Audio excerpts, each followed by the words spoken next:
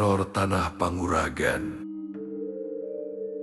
Segalanya bermula di tahun 2018. Bapak kami baru saja memasuki masa pensiun dan keluarga kami memutuskan untuk memutar uang tabungan menjadi sebuah warung sembako sederhana di depan rumah. Kami pikir ini adalah jalan yang tenang untuk hari tua. Warungan saja, Ma. Biar anak-anak juga bisa terpantau, ujar bapak kala itu dengan penuh harapan. Awalnya, semua berjalan indah. Warung kami yang modalnya tak seberapa, perlahan tumbuh pesat. Beras, gula, telur, hingga pulsa, semuanya laku keras. Omset mencapai jutaan rupiah perharinya.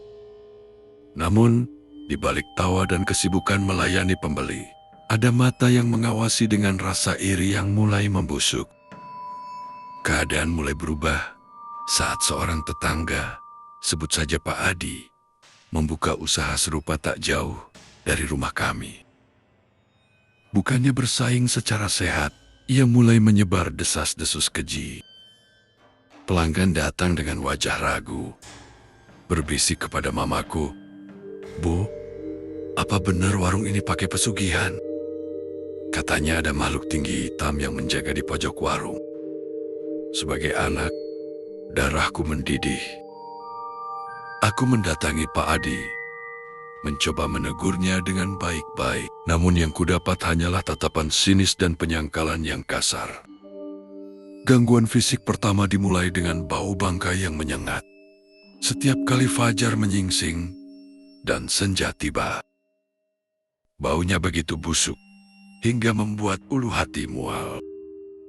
Tak berhenti di situ, Mama menemukan genangan darah kental yang anyir di lantai warung, tepat di samping etalase. "Dek, ini darah apa? Kok kental sekali?" tanya Mama dengan suara gemetar.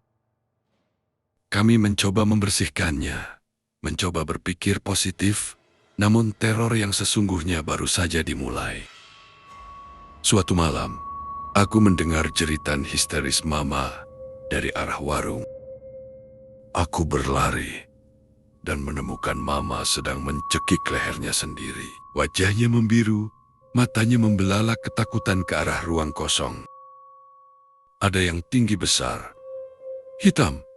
"Dia mencekik Mama," rintihnya setelah sadar. Setelah kejadian itu, serangan beralih kepadaku. Telingaku tiba-tiba tuli, sakitnya luar biasa seperti ditusuk-tusuk jarum. Setiap malam, pintu rumah seperti dilempari benda berat, namun saat dibuka, tak ada siapapun di sana. Kesehatanku menurun drastis. Suhu tubuhku melonjak hingga 42 derajat Celcius, sebuah angka yang menurut dokter bisa memecahkan pembuluh darah otak.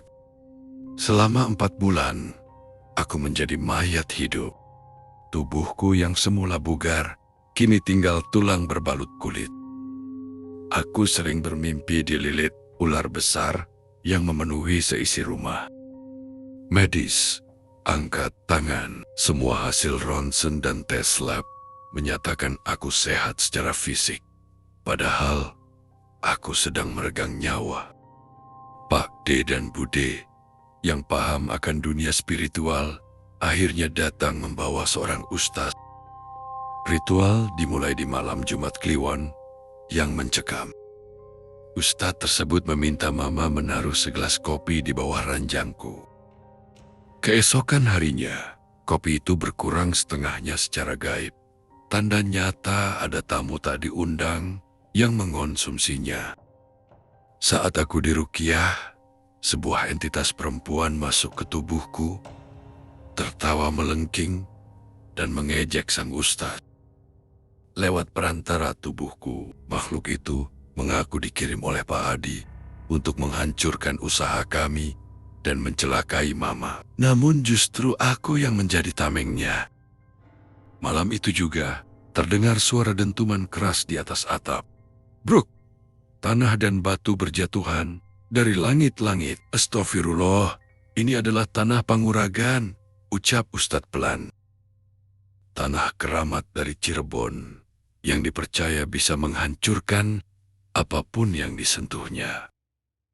Di sela-sela etalase yang tersembunyi, kami menemukan bungkusan kain hitam berisi rambut, paku berkarat, dan silet buhul santet yang ditanam diam-diam. Setelah buhul itu dibakar dan aku dibawa ke tempat netralisir bernama Lemah Tambah, aku memuntahkan cairan hitam yang sangat banyak. Perlahan, beban berat di dadaku terangkat, nafsu makanku kembali, dan bayangan ular dalam mimpiku lenyap selamanya. Hukum tabur tuai pun terjadi. Tak lama setelah kami pulih, kabar beredar bahwa warung Pak Adi bangkrut total. Ia dan istrinya jatuh sakit parah. Mereka sempat datang ke rumah kami dengan tubuh lemas untuk meminta maaf, meski bibir mereka masih enggan mengakui perbuatan syirik tersebut secara gamblang. Pesan moral dari kisah ini: iri dengki adalah racun. Keberhasilan orang lain seharusnya menjadi motivasi, bukan alasan untuk menjatuhkan. Rasa iri yang tidak dikendalikan dapat mendorong seseorang melakukan perbuatan keji yang merusak kehidupan orang lain dan dirinya sendiri. Keadilan Tuhan itu nyata, meski kejahatan dilakukan secara sembunyi-sembunyi, melalui jalur gaib sekalipun. Kebenaran akan selalu menemukan jalannya untuk terungkap. Hukum sebab akibat tabur tuai akan selalu berlaku. Kekuatan doa dan kesabaran dalam menghadapi cobaan yang tidak masuk akal. Benteng terkuat adalah mendekatkan diri kepada Sang Pencipta dan tetap bersabar. Kejahatan spiritual hanya bisa dilawan dengan kekuatan iman yang teguh. Waspada, namun tetap berbuat baik. Kita perlu waspada dengan lingkungan sekitar, namun jangan biarkan ketakutan mengubah kita menjadi pribadi yang jahat. Tetaplah menjaga silaturahmi dan integritas dalam berbisnis. Jangan lupa saksikan kisah lengkapnya di channel YouTube Malam Mencekam. Karena di sana, kamu akan menyaksikan langsung orang yang menceritakan kisah ini, dan tentunya akan lebih seru dan mendebarkan. Terima kasih telah menyimak kisah ini. Sampai jumpa di kisah lainnya dari Malam Mencekam.